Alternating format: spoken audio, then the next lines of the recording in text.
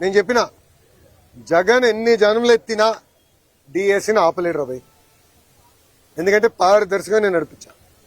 గతంలో పడిన కేసులని తీసుకుని ఏ ఇంజన్లో పెట్టి ఏ కారణాల వల్ల కేసు పడినాయి, సబర్బాల్ జడ్జిమెంట్, హారిజాంటల్ వర్టికల్ రిజర్వేషన్ అంటే ఏంటి, ఎందుకంటే వెరీ కాంప్లికేటెడ్ సబ్జెక్ట్ అని నేను ముందర నేర్చుకుని స్టడీ చేసి పర్ఫెక్ట్ నోటిఫికేషన్ వేసి భారతదేశ చరిత్రలోనే ఎక్కడి జరగని విధంగా మేము నోటిఫికేషన్ చేశాం.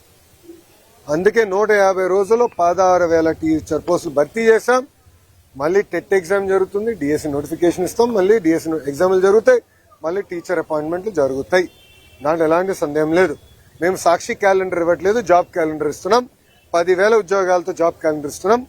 దయచేసి నిరుద్యోగ యువకులు చెప్తున్నా, there is something called vertical horizontal reservation. First time horizontal reservation అమలు చేశాం. అది తెలుసుకోవాల్సిన బాధ్యత మీ పైన నా పైన ఉంది. ఇది హారిజాంటల్ రిజర్వేషన్ పాటించకపోతే సబర్వాల్ జడ్జిమెంట్ అనేది ఉంది. ఆ జడ్జిమెంట్ అడ్డంగా పెట్టుకుని ఈ వైకాపా పార్టీ మళ్ళీ కోర్టులో వేసి స్టే తీసుకొస్తారు. ఈ వైకాపా పార్టీకి చెందిన నాయకులే 240 కేసులు వేశారు స్వామి. 240 కేసులు వేశారు. దాంట్లో 43 కేసులు ఇప్పటికీ కోర్టు డిస్మిస్ చేసింది, మిగతా అంతా హియరింగ్ చేసింది. నేను పారదర్శకంగా నడిపించాం, మా డిపార్ట్మెంట్ పారదర్శకంగా నడిపించింది. నాకు ఎలాంటి సందేహం లేదు. ఫుల్ ప్రూఫ్ గా చేశాం. అండ్ వాస్తవంగా మీరు చూస్తే 5 సంవత్సరాలు జగన్ అధికారంలో ఒక డిఎస్సీ చేయాల, గ్రూప్ 1 నోటిఫికేషన్ ఇవ్వాల, గ్రూప్ 2 నోటిఫికేషన్ ఇవ్వాల, జాబులు భర్తీ చేయలేదు. ఒక ప్రభుత్వ ఉద్యోగం కూడా భర్తీ చేయలేదు. ఆయన పెద్ద పెద్ద మాటలు చెప్తారు. అసలు ఆయనకేం అర్థం అవుతుంది స్వామి? ఒక డిఎస్సీ చేస్తే వర్టికల్ హారిజాంటల్ రిజర్వేషన్ ఏంటో ఆయనకు అర్థం అవుతుంది. ఒక డిఎస్సీ చేయకుండా, ఒక్క టీచర్ పోస్ట్ ఇవ్వకుండా మా పైన మాడే హక్కు మీకు ఎట్టొచ్చింది స్వామి? మీరు ముందర సబ్జెక్ట్ తెలుసుకోండి. ఆయన ఏమన్నాడు? అసలు ఎక్కడ మేము రిజల్ట్స్ బయట పెట్టలేదు, ఏం లేదు. మళ్ళీ ఆన్లైన్ ఆయనే ఓపెన్ చేసి చూపించాడు ప్రెస్ మీట్లో. మీరు చూసారా లేదు? ర్యాంకులన్నీ మళ్ళీ ఆయనే చదివి చెప్తున్నాడు. మళ్ళీ అది ఎక్కడి నుంచి వచ్చినట్టు? ఆన్లైన్ కదా. అంటే ఒక అబద్ధం 10 సార్లు చెప్పి నిజం చేసాక ఆయన ప్రయత్నిస్తున్నాడు. ఇప్పుడు మళ్ళీ కులం కూడా తీసుకొచ్చాడు. దౌర్భాగ్య స్థితి అని అంటే 2014 నుంచి 19 ఇట్లనే వాళ్ళు ఏం చెప్పారంటే ఒకే సామాజిక వర్గానికి చెందిన వాళ్ళందరినీ డిఎస్పీ చేశారు. ఆనాడు ప్రజలు నమ్మారు. వాళ్ళ అధికారులకు వచ్చిన తర్వాత మేము శాసనసభ సాక్షిగా ప్రశ్న అడిగాం, ఎంతమంది డిఎస్పీలు ఆ సామాజిక వర్గానికి చెందిన వాళ్ళని ప్రమోట్ చేశారు. తిరిగి చూస్తే 4-5% ఉంది. మళ్ళీ ఆ రోజు అబద్ధం చెప్పినట్టే కదా వాళ్ళు.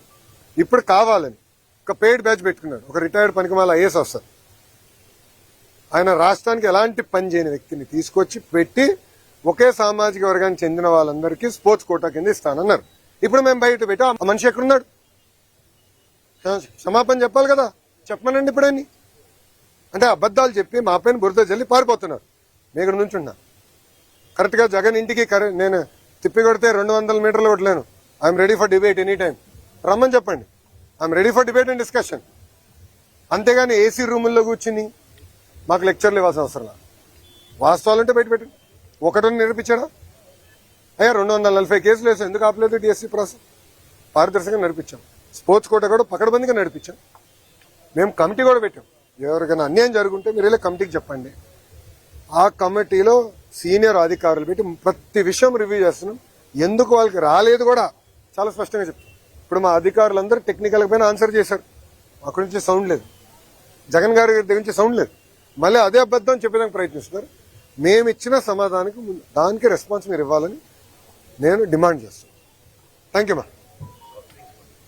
జై హింద్.